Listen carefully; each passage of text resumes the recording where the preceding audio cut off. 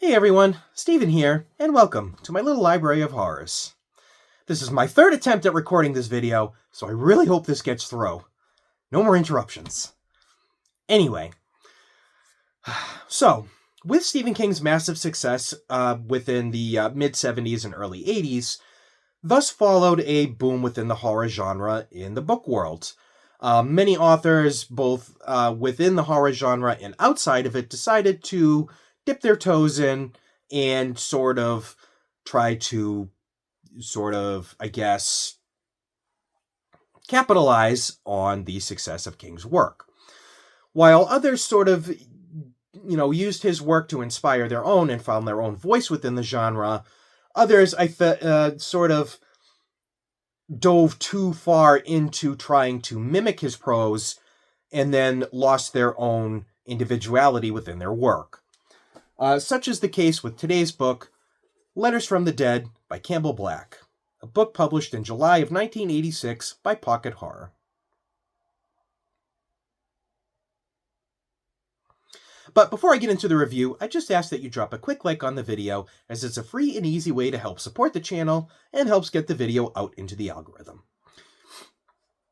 So, the story begins pretty intensely, actually, with a man shooting himself inside of a house and a little girl hanging herself in a closet of that house. That takes place in 1916. We then get a small time jump to 1920, where a young man is woken up by an angry mob outside of his house. He discovers that a young girl that went missing a couple days prior has been discovered, and they are on their way to the house to find her. So as they walk to this beach house, the young man goes inside and supernatural things start to occur. He eventually finds the young girl dead inside the house, and we get plopped into the main plump of our story.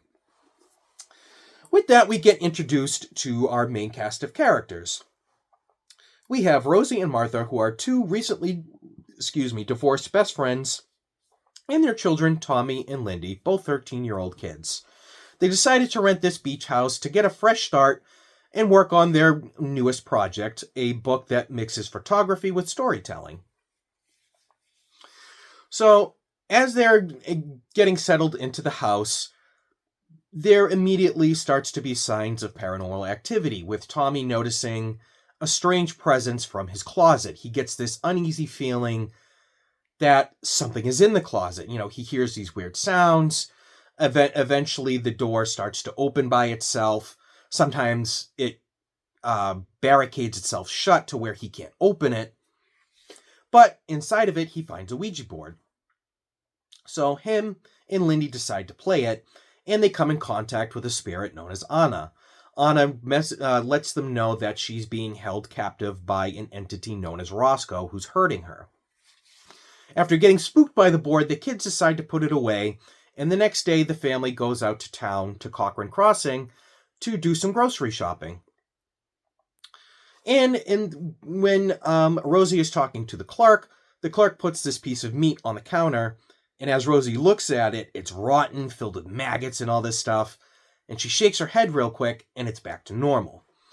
So, as cliche as it is, that's something I really enjoy within a story, is this very sly, subtle slipping in of this supernatural element into everyday life. It's like, it's not within the main setting of the story.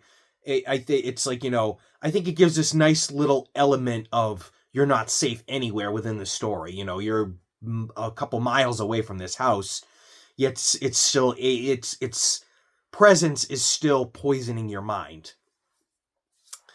So yeah, that happens. Then the family decides to go back to the house, and unfortunately, this is where the story starts to fall apart. It becomes very, very bloated. The author focuses way too heavily on trying to copy King's prose, where, we get a lot of the main character's inner thoughts, which I like. I do enjoy that, but your characters need to be interesting for me to enjoy their inner thoughts. And that wherein lies the biggest problem of the story. the characters are boring. They're flat, uninteresting, and sometimes downright unlikable at times. Rosie and Martha have this very typical extroverted-introverted relationship, where Rosie's the extrovert, very outgoing, decides all the plans, is very sociable, where Martha is obviously mild-mannered, shy, meek, and goes with the flow of what Rosie suggests.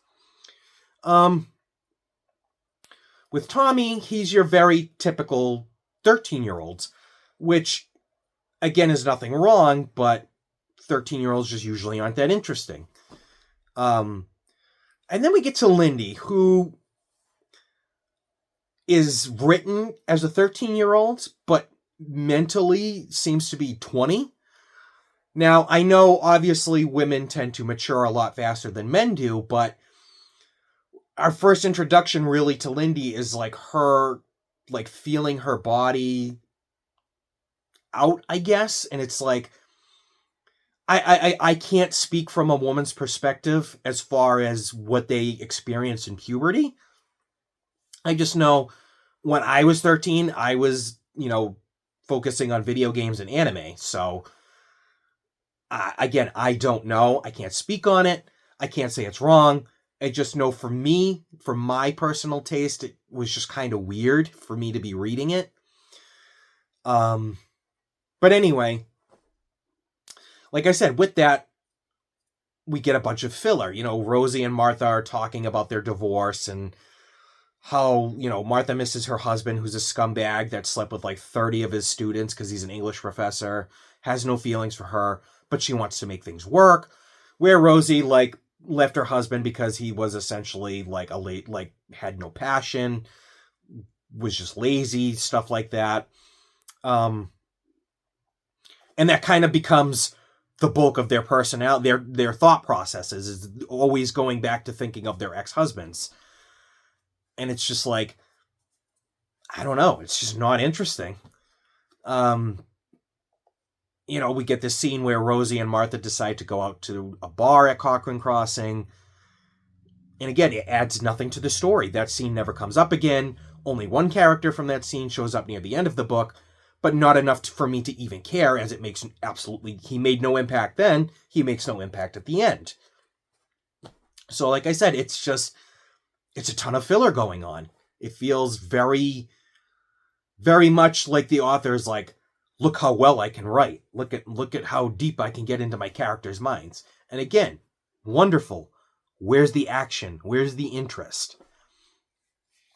So, again, more paranormal things start to happen within the story. They just as they're walking along the beach, they discover a doll that they throw into the ocean. A day later, they find it again, washed back up on the same spot on the shore.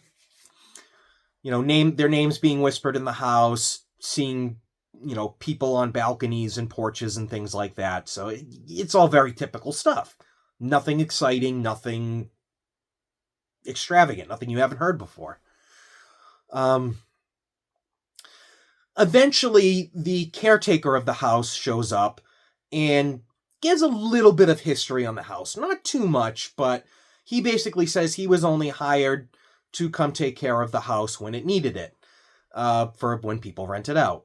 So Rosie gets the great idea to go and talk to the person who owns the house to try and get some answers about what's going on.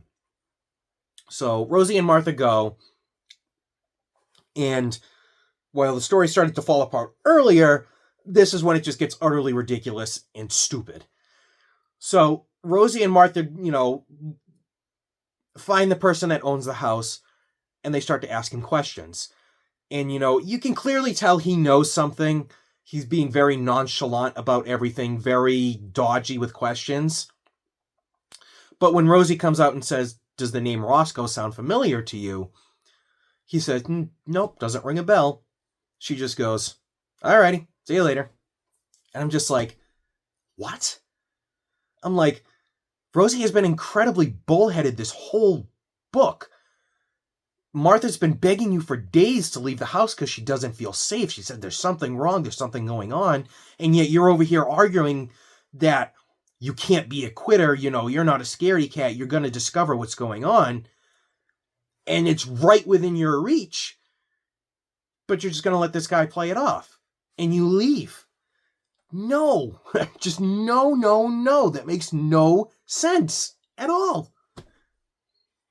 Just frustrating. Just so frustrating. So as that's happening, Lindy now becomes possessed within the house, and her and Tommy do the deed, essentially. And it's gross. These are kids. And it's like, I don't want to read this. It's thankfully not super graphic. But again, it's to the point where I don't want to read this kind of stuff, And I think it can be tackled well. The Manhood Ceremony by Ross Berliner does it wonderfully, but it's because his characters are engaging and interesting. Like, it doesn't come out of left field, sort of. This is just sort of like, dude, what the hell's wrong with you? Why would you put this in the book? This is gross. So, after the deed happens, Lindy realizes what's going on. The spirit leaves her body. The older women come back. They discover what went on. And that's when they finally decide to leave the house.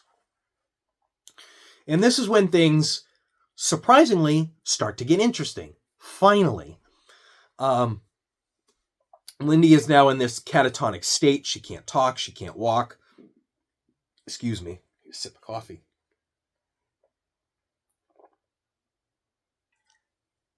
Oh. So, as they're starting to leave, the spirits are now going haywire within the house. I'll even actually show you how that was done. Well, how the Ouija part of the thing is done. It's actually really interesting.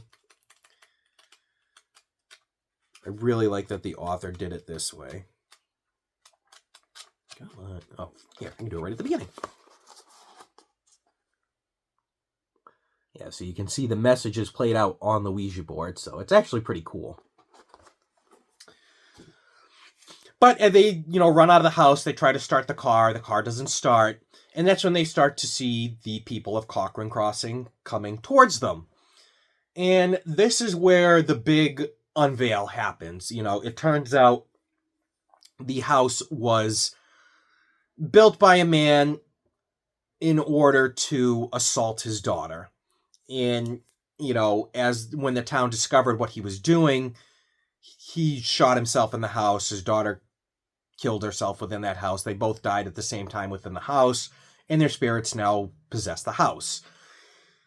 And the town now needs to sacrifice a child every 4 years to the house in order to keep their children safe within the village. So hence why this house is only rented out every so often. So it's like, again, really disgusting subject matter that I don't care for.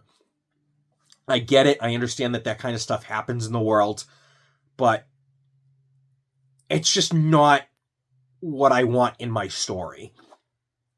So the climax starts to happen, and it's actually great. It was a climax where I was like, oh, page. And I'm like, where has this been the whole book? The villagers are all surrounding the car. They're trying to yank Lindy out. Rosie gets swarmed by the mob. Tommy gets the car to start, and it's just a lot of action going on, and it's intense and terrifying. And I'm like, oh, finally, some good action in the story. So yeah, the climax happens. Then we get this just really awful ending. Ending was stupid. I hated it. And yeah, that's just basically the bulk of the book, is that it was boring. The author focused way too much on trying to nail down the prose of the story instead of weaving that prose into making his characters interesting. You can write beautifully, but if I don't care about your characters, I don't really care how well you write either. So, So yeah, I think there's a lot of things that could really have been done better. Like, for instance, when they're running away from the house, Roscoe takes possession of the Ouija board, and he is, yeah, that's the message right here, is that Roscoe needs Lindy. Roscoe needs Lindy right there. And I think what would have been really awesome to do in the book is right after that page, like maybe a page and a half, 2 pages after that, have 2 or 3 pages of Roscoe's messages. Roscoe needs Lindy. You'll never leave. Ha ha ha ha. Have a couple pages of that. Immerse me into the story. Make me feel like I'm within the walls of that house. That's a fantastic way to do that. I've never seen it done in a book before, and I think that really, really would have helped the book a lot in its immersion, because I was never truly immersed in the story. I was just bored to tears. I really think that could have helped it a lot. And another major thing is, I don't think this book knows what it wants to be. Is it a ghost story? Is it a small town horror? Is it a haunted house story? I don't know. It tries to be all of those things, and eventually is none of those things. It doesn't pull off any aspect of any of that well at all. So it's like, again, it's very much reminiscent of Camp by Alan Saperstein, where it's a wonderful premise, but there's just way too much trying to be crammed into too little of a story. Either make this a short story or make it another 100 pages longer, where you add more supernatural things going in, where you take more time to develop your characters. This had a lot of potential to be a really great standout anything, ghost story, haunted house story, or a small town horror. It had a lot of potential, but essentially fizzled out due to the author's own, sort of ego in saying that, even the blurb on the front where it says, Black writes better than King and Straub. I don't know. Probably not the one I would have led with on my cover, because those are some huge shoes to fill. Overall, Letters from the Dead is a book with some potential, with some pretty decent scares, a great climax, but wildly boring characters, an incredibly uninteresting story, and a very mediocre ending that just genuinely left me feeling disappointed and honestly a little bit grossed out by the subject matter. Overall, I'm genuinely going to give it a 1 out of 10. I can't give it anything better. I didn't enjoy it. Was bored. Had to force myself through it genuinely. Did I take anything away from the book? Honestly, no. But that's because I just didn't care. Like I said, I was so bored. I didn't really learn anything. If I did, I would guess. I don't know. I guess learn to stand your ground. No, that isn't it. Learn to let your ego die. The whole reason everything got as far as it did is because Rosie was so egotistical and so bullheaded that she couldn't admit that she was scared and wouldn't be able to figure out what was going on in the house. And, I think sometimes within our lives, we become so hyper-focused on us being able to prove people wrong and that we can do something, it ends up being self-destructive in the end, where, sure, we got our point proven, but at what cost? There's nothing wrong with admitting you can't do something or that you failed in the end. There's nothing wrong with it. You're a human being. It comes with life. But that's going to be it for me today, everyone. Thank you all so much for watching. I really appreciate your time. If you've made it this far, I super appreciate you. If you haven't made it this far, I still appreciate you sitting down and giving me a chance and a little bit of time of your day. Till next time, everyone, stay safe, be kind to yourselves, and stay away from Ouija boards. Later, everyone.